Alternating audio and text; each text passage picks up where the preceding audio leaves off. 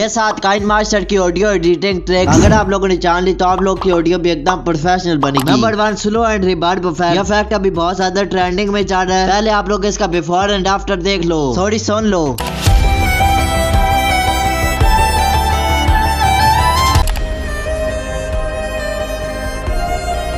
तो सबसे पहले तुम लोगों ने अपनी वीडियो या ऑडियो इंपोर्ट कर लेनी है जिसके ऊपर ये तुम इफेक्ट लगाना चाहते हो। अगर ऑडियो है तो उसे एक्सपोर्ट कर देना, पर वीडियो को एक्सपोर्ट नहीं करना। मैं एक्सपोर्ट कर देता हूँ क्योंकि मेरे पास ऑडियो है। अभी जो तुम लोगों ने एक्सपोर्ट किया उस वीडियो को ही तुम लोगों ने ले आना है। अभी तुम लोग सुन लो, ये एकदम नॉर्मल है।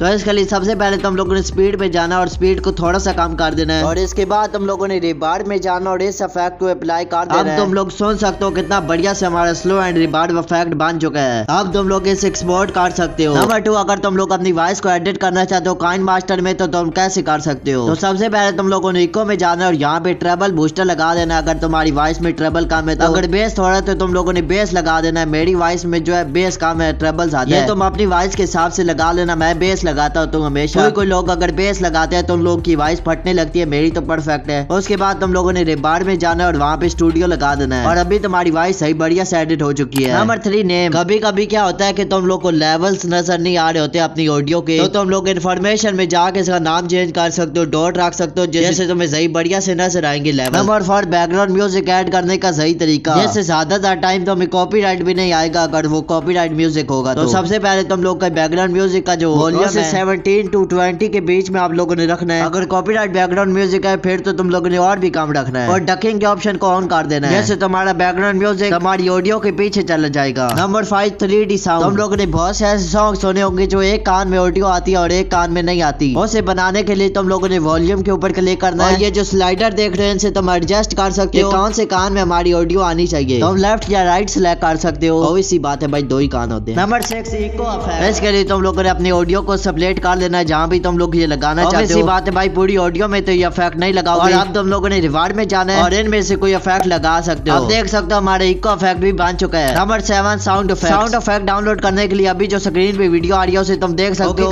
मिलते हैं फिर कभी।